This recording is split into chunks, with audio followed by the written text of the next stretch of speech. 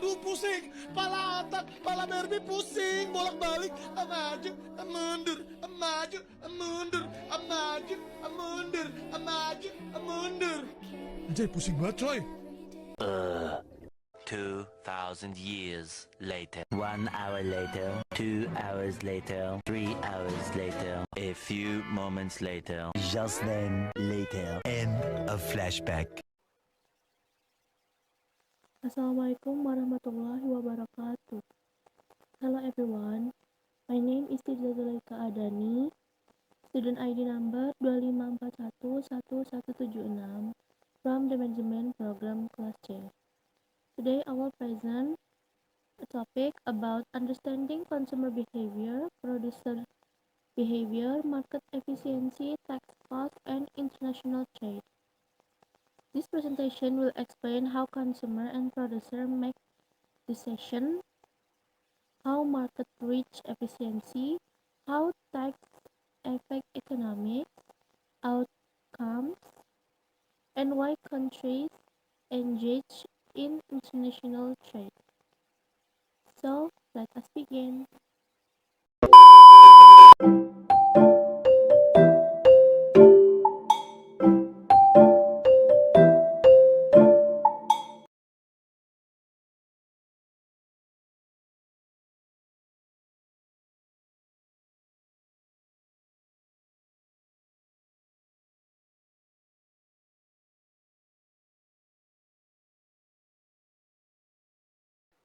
Presentasi ini membahas dasar-dasar ekonomi mikro, yaitu bagaimana konsumen, produsen, pasar, pajak, dan pedagang internasional saling berhubungan.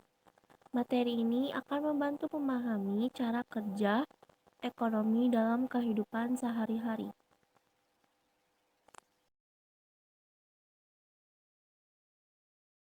Apa itu ekonomi mikro?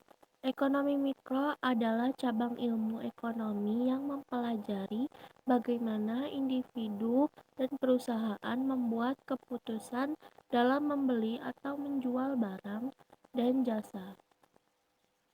Ekonomi mikro fokus pada pembeli, penjual, harga barang, serta bagaimana pasar bekerja untuk mengatur kegiatan ekonomi.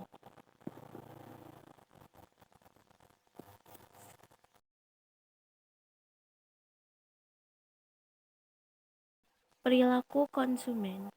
Perilaku konsumen menjelaskan bagaimana seseorang memilih barang yang ingin dibeli untuk memenuhi kebutuhan dengan uang yang terbatas. Konsumen selalu berusaha mendapatkan kepuasan sebesar mungkin dalam hukum permintaan. Saat harga naik, maka konsumen membeli lebih sedikit, dan saat harga turun, maka konsumen membeli lebih banyak.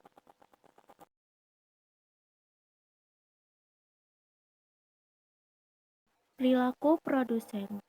Produsen adalah pihak yang memproduksi dan menjual barang.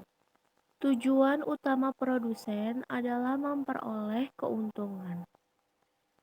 Menurut hukum penawaran, ketika barang atau harga barang naik, produsen bersedia menyediakan lebih banyak barang, dan ketika barang atau harga barang turun, produsen mengurangi jumlah barang yang ditawarkan karena keuntungan akan ikut menurun.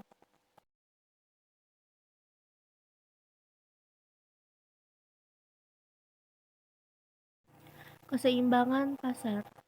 Keseimbangan pasar terjadi karena jumlah barang yang diminta konsumen sama dengan jumlah yang ditawarkan produsen.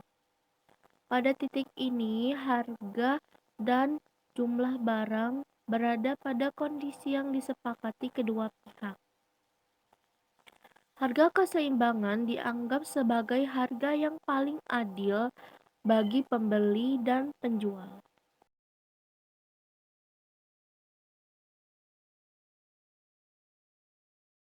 Efisiensi pasar.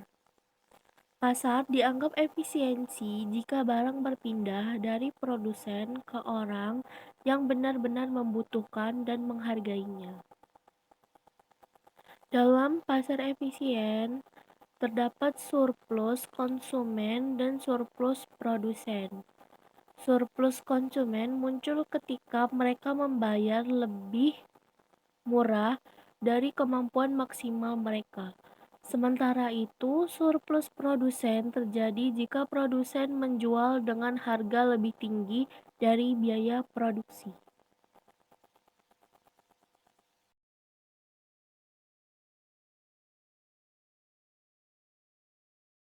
Pajak. Pajak adalah tambahan biaya yang dikenakan pemerintah dalam barang tertentu. Pajak membuat harga barang menjadi lebih mahal bagi konsumen dan mengurangi jumlah yang dibeli dan dijual di pasar. Akibatnya, sebagian transaksi hilang, sehingga menurunkan efisiensi pasar. Kehilangan ini dikenal sebagai deadweight loss.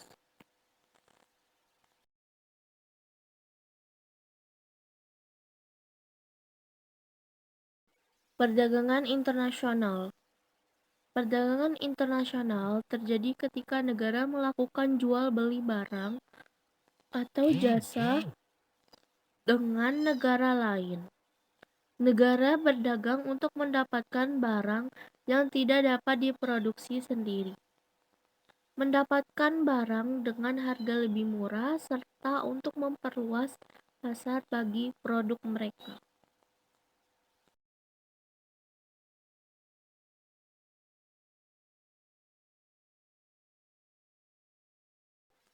Keunggulan komparatif.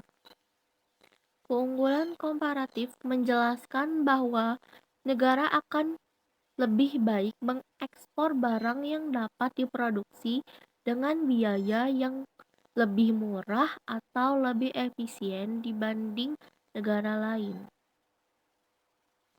Sebaliknya, negara akan mengimpor barang yang lebih mahal jika diproduksi sendiri karena tidak efisien.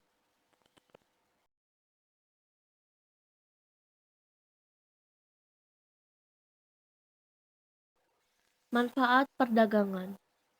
Perdagangan internasional memberikan banyak manfaat, seperti harga barang yang lebih terjangkau, pilihan barang yang lebih beragam, serta meningkatnya pendapatan harga dan kegiatan ekspor.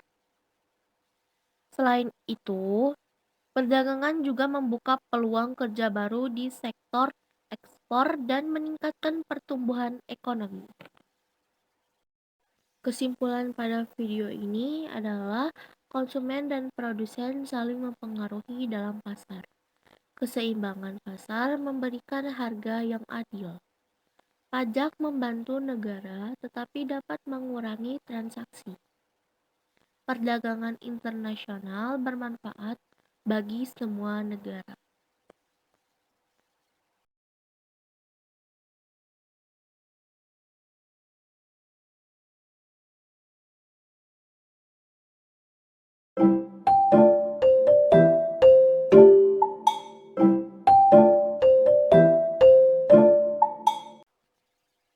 That is the end of my presentation about understanding consumer behavior, producer behavior, market efficiency, tax cost, and international trade. Through this material, we can see how consumer and producer interact in the market, how efficiency is trade, who tax can influence economic choice, and how international trade benefits countries. I hope this explanation has helped us understand this concept more early. Thank you so much for your attention. Wassalamualaikum warahmatullahi wabarakatuh.